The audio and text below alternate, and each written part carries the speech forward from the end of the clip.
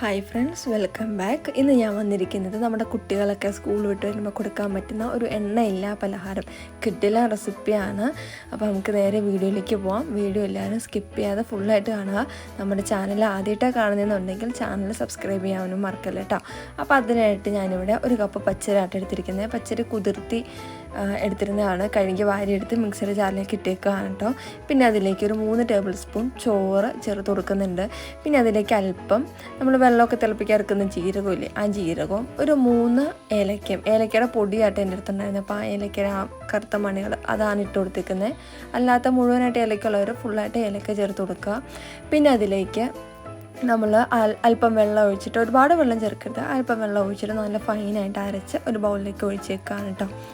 പിന്നെ നമ്മൾ ഈ സമയത്ത് ശർക്കര മെൽറ്റ് ചെയ്യാൻ വെച്ചിട്ടുണ്ടായിരുന്നു. ഇതിന് ഏകദേശം മധുരമായിട്ടൊരു എന്തോരം എടുത്തിട്ടുണ്ടെന്ന് എനിക്ക് ഊഹമില്ല. അത്യാവശ്യം മധുരം നമുക്കറിയാമല്ലോ.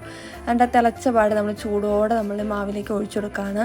ഒഴിച്ചു കൊടുത്ത ഉടനെ നമ്മൾ നല്ലപോലെ മിക്സ് ചെയ്തെടുക്കണം. അല്ലെന്നുണ്ടെങ്കിൽ ശർക്കര കട്ടയായിട്ടിരിക്കും. നല്ലതുപോലെ മിക്സ് ചെയ്ത് മാറ്റി വയ്ക്കാം.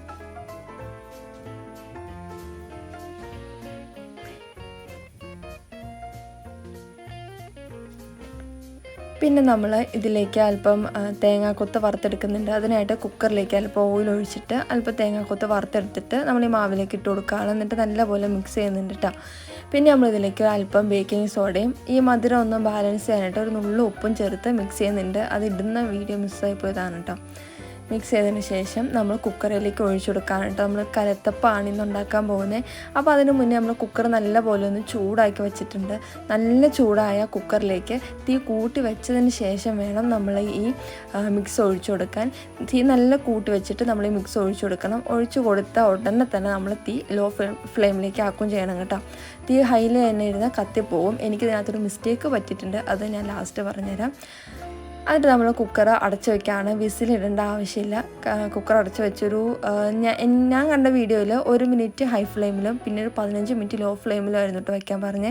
ഞാൻ ആ ടിപ്പാണ് ഫോളോ ചെയ്തത്. പക്ഷേ എൻ്റെ അടി നല്ലപോലെ കത്തിയിട്ടുണ്ടായിരുന്നു. ഉള്ളത് കുഴപ്പമില്ല, പക്ഷേ അടി നല്ലപോലെ കത്തിയിട്ടുണ്ടായിരുന്നു. എന്നാലും നല്ല സെറ്റായിട്ട് നമുക്ക് ഇവിടെ നമ്മുടെ കലത്തപ്പം കിട്ടിയിട്ടുണ്ട്. നല്ല പൊങ്ങി നല്ല കേക്ക് പോലെ വന്നിട്ടുണ്ട് കേട്ടോ. നമ്മളിത് കട്ട് ചെയ്തെടുക്കുകയാണ്. അപ്പം നിങ്ങളെന്താ ചെയ്യേണ്ടതെന്ന് വെച്ചാൽ നല്ല ഹൈ ആയിട്ട് നമ്മുടെ കുക്കർ വയ്ക്കുക ആദ്യം. അതിന് ശേഷം നമ്മുടെ മിക്സ് ഒഴിച്ചു കൊടുക്കുക. ഒഴിച്ചെടുത്തതിന് ശേഷം അപ്പം തന്നെ ലോ ഫ്ലെയിമിലേക്ക് ഇടുക. ഒരു 10 മിനിറ്റ് ആ ലോ ഫ്ലെയിമിൽ കിടന്ന് കുക്കായാൽ മതി. അപ്പോഴത്തേക്ക് നല്ല സ്മെല്ല് വരുന്നുണ്ടാവും.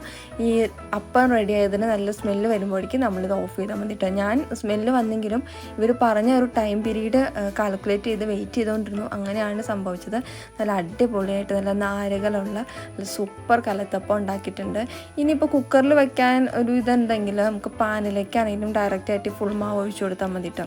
അപ്പോൾ കുട്ടികൾക്കൊക്കെ കൊടുക്കാൻ പറ്റുന്ന ഒരു കിടിലൻ റെസിപ്പിയാണ്. നല്ല വയറൊക്കെ നിറയുന്ന സൂപ്പർ റെസിപ്പിയാണ്. അപ്പോൾ എല്ലാവരും ട്രൈ ചെയ്ത് നോക്കുക. വീഡിയോ ഇഷ്ടപ്പെട്ടാൽ ലൈക്ക് ചെയ്യാനും സപ്പോർട്ട് ചെയ്യാനും മറക്കല്ലേ. താങ്ക്